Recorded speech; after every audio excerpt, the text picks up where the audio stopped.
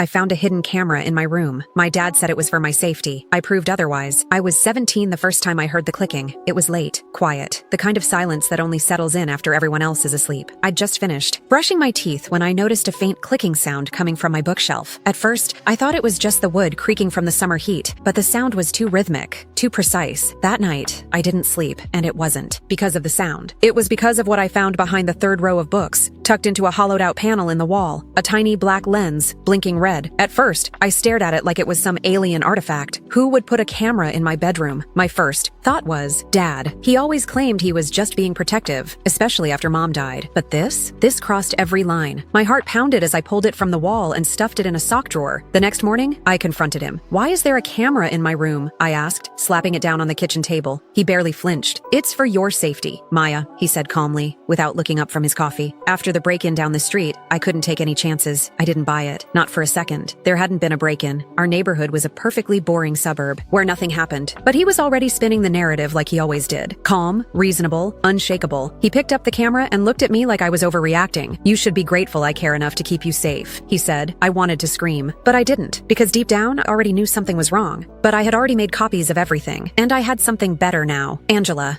told me there was one more piece, something Mom had mentioned in passing, a hidden hard drive somewhere in the house. She'd called it the insurance plan. I didn't sleep. I waited at 2 a.m. Then I tore through the house. After hours, I found it. In the air vent behind Dad's old filing cabinet, sealed in plastic, covered in dust. When I plugged it in, it asked for a password. I tried my birthday. No luck. Then I tried Mom's. It opened. The files were labeled in categories. Session, footage treatment records, internal notes, Penner, CPS reports, suppressed. And then, one file named MK Conditioning Plan PDF. I opened it. It wasn't medical. It wasn't legal. It was a research paper on behavioral modification techniques, trauma response, and child conditioning, with my name in the header. Subject, Maya Kennedy Rawlings. Age, 5. Response to loss. Simulation, elevated. Stage 3. Conditioning, proceeding. I dropped the mouse. My hands were shaking. This wasn't just abuse. This was a plan. My entire life had been a fucking experiment. The next morning, I emailed the files to a contact at the podcast. Then I emailed another copy to Angela. I waited days. Then it happened. A week later, the story broke. Whistleblower reveals secret abuse hidden in suburban home. They blurred my name, but I could feel the storm rising. Dad didn't say a word. He didn't even come home that night. By morning, the police were on our lawn. They searched the house, arrested him without a word. I watched from the window as they handcuffed him in the driveway. He didn't fight. He smiled. Later that night, I got a call from Dr. Penner. Maya, he said, we should talk before you make any more accusations. Your father isn't who you think he is. I hung up. A few days later, I received a letter in the mail. No return address. Inside was a photo of me, age 5, sitting in a playroom I didn't remember. The back of the photo read, MK Ultra Project, subset 12. Subject R. I burned it. But the last thing I expected happened 3 nights later. Someone left a box on the porch. Inside, another camera and a note. Nice work. But this isn't over. D. The trial began 3 months after the arrest. The evidence I submitted, videos, journals, recordings, the decrypted files from the backup drive, became the backbone of the prosecution's case. The media circled like vultures. Headlines called me the daughter who exposed the darkness beneath suburbia. But none of them knew the whole truth, because I didn't tell them. In court, my father sat completely still, never flinched, never broke eye contact with me. Do you recognize the contents of this hard drive? The prosecutor asked. Yes, I said. My father documented my entire childhood under surveillance as part of something he called a conditioning plan. Who else was involved? I hesitated, because here's what I hadn't told them yet. Dr. Penner had vanished 3 weeks before the trial. His clinic was emptied overnight. His records deleted. No forwarding address. No explanation. And I had discovered something worse. Angela came to me a week before trial and handed me another flash drive. This wasn't just your father, she said. This was a network, an experiment. You weren't the only subject. The files contained documentation of 17 children, all born in a tight 3-year window, all linked to therapeutic studies under different aliases. I was just subject 12. My mother must have discovered it and tried to get out. That's why she died. That's why Angela was scared. That's why Penner disappeared. But my father, he stayed. He wanted to be caught. And when he took the stand in his own defense, he made it clear why. I didn't do anything wrong. He said, I protected my daughter. I kept the plan alive. They'll come for her next, he whispered, because she knows now. That night, the podcast released everything, all the files, all the photos, all the names. The internet exploded. Some called it the suburban MK scandal. Others said it was all a hoax, but victims started to come forward, quietly, one by one. People who remembered things, drugs, clinics, strange therapists, missing files, dreams they couldn't explain. One girl said she remembered seeing me as a kid in a white room with cameras. My father was sentenced to life without parole, no chance of release, no appeals. But as I walked out of that courtroom for the final time, I felt no peace, because this wasn't over. 2 weeks later, later, someone broke into Angela's apartment. She wasn't hurt, but her files were gone. She called me, panicked. They're still cleaning up loose ends, she said. They didn't expect you to blow it open. You need to disappear. I thought about it, about running, changing my name, starting over, but that's not what my mother would have done. Instead, I stayed. I wrote everything into a memoir. I gave full access to the podcast team. I sent copies of the files to every major newspaper, whistleblower database, and international watchdog I could find, and then I waited. One night, I received a package. Inside, a burner phone, already charged. It rang the moment I picked it up. Maya, a voice said, "You think this is over? But the program didn't end when your father was arrested. That was just one piece." I stayed silent. "We'll be in touch." Click. I don't sleep well anymore. I keep cameras in every corner of my house now. Ones I control. Sometimes I feel like I'm still being watched. Sometimes I know I am. But here's the difference. I'm watching back. The end. If you thought Maya's story was twisted, wait until you hear what her neighbor had hidden in her basement. Full story coming next. That night, I waited until he was asleep. I snuck into the garage and took back the camera. This time, I didn't just stare at it. I plugged it into my laptop using one of his old adapters. He used to work in security, so I figured he hadn't changed the default passwords. I was right. The files went back months. Videos of me changing, sleeping, pacing my room during anxiety attacks. I felt sick, violated, but I kept watching out of morbid curiosity, or maybe fear. That's when I saw a video file labeled 0409M. I clicked it open. It was grainy, black and white, but unmistakable. It wasn't me. It was Mom, sitting in the same room 5 years ago. She was talking to someone off screen. Her voice shook. "He thinks I don't know what he's doing," she whispered. "I found the pills, the camera. He's trying to make me think I'm crazy." I slammed the laptop shut. I wanted to throw up. My mother, she wasn't crazy. She was trying to warn someone. She was trying to escape. And my father, he'd always said she'd been unwell, that she wasn't herself anymore. I'd believed him. The next day, I stayed quiet. I smiled, ate breakfast, laughed when he made one of his stupid jokes about school. All the while, my skin crawled. I started recording everything, from my phone, from a spare webcam I rigged under my desk. I started backing up all the camera files, the ones he didn't think I'd find. I even installed software that would alert me if another camera connected to the house's private network. 2 days later, I found another one, hidden inside the smoke detector. And then things got weirder. My textbooks were rearranged. A few of my journal pages were missing. When I confronted him again, he gaslit me hard. "Maya, if you're feeling paranoid, maybe we should go see Dr. Penner again. You haven't been since, well, you know, since Mom died." That's what he meant. Dr. Penner was the psychologist he'd made me see after the funeral, the one who always acted like my grief was some irrational hormonal outburst. I remembered. The meds he prescribed, the ones that made me feel like a ghost for months. Was he in on it too? I had to know more about what happened to my mom. I remembered she used to keep a red journal. She was always scribbling things in it. Lists, names, things she was connecting, she said. When I asked Dad where it went after her death, he said he'd thrown it out. Liar. That night, I broke into the locked cabinet in his office. Inside, old tax returns, family photos, and the red journal. Pages torn, burned, some even shredded, but a few entries remained. One of them read, "He's watching us again. Said it's for protection, but I found the one in the bathroom. What kind of protection is that?" Another entry, "If something happens to me, it wasn't an accident. Don't trust him. Find the drive. It's all there." The drive. I didn't know what it was, but I knew this. My mother had tried to escape him, and now it was my turn. I wasn't going to just escape. I was going to expose everything. I didn't go to school the next day. I told Dad I had a headache and he didn't argue. He was weirdly calm, like always. Too calm. It made my skin crawl. Every smile felt fake now. Every word was a threat in disguise. As soon as he left for work, I got to work myself. I started scrubbing the camera for hidden files. The main footage I'd already seen, but there were encrypted folders, password protected, labeled with names and dates. Some of them were before I was even born. I managed to crack one of the folders with the help of an online forum. It contained hundreds of hours of recordings, all from this house. Different rooms, different years, different people. I saw footage of my mom, yes, but also other women. One in the guest room, one in the basement, one in what used to be my nursery. That night, I confronted him again. Not about the footage, yet. "Hey, Dad," I said. "What was Mom like before I was born?" He smiled like he was remembering something warm. "Complicated," he said. "Smart. A little too curious for her own good." Then he asked if I'd taken my vitamins. I hadn't, and now I wouldn't, because I remembered that he gave Mom pills too, the ones she thought made her hallucinate. I flushed mine. Back in my room, I noticed something new, a USB drive sticking out from under my mattress, taped to the bed frame. Had I missed it before? When I plugged it in, it wasn't labeled. Just one folder, Session 03. It was a recording, grainy audio only. I heard Mom's voice, then Dad's. "Mom, you said you'd stop." Dad, "This is the only way to help you, baby." Mom, "You're recording again, aren't you?" Dad, "I need to keep you safe." Then screaming, something falling, a door slamming. That was the night she died. He said she drove into a tree after losing control, but this recording, this sounded like a fight. I was done being quiet. I took screenshots, backed up everything to cloud storage. I even made burner email accounts and sent a few files to an investigative podcast I followed. The deeper I went into the files, the more I saw names I didn't recognize. One folder was labeled Case M.K. Rawlings. The date? 1999. That's the year I was born. The name, Rawlings, stuck in my head. It was written in the journal, too. I did some searching and found a P.O. box registered to that name. It led to a storage facility outside town. I booked a rideshare and went there, shaking the whole way. I expected to find old boxes or dusty family junk. What I didn't expect was a woman waiting inside the unit. "You're Maya," she said. "Aren't you?" She looked like she hadn't slept in weeks. Thin, pale, with darting eyes. "I was your mother's nurse," she said, "before she died. I was the one who helped her set this all up, in case something happened." Her name was Angela. She had been hired privately to care for my mom when her mental health supposedly declined. But Angela didn't buy the diagnosis then either. "She wasn't crazy," she said. "She was scared. She knew your father was drugging her." Angela handed me a notebook full of journal pages copied by hand, notes about dosages, weird schedules,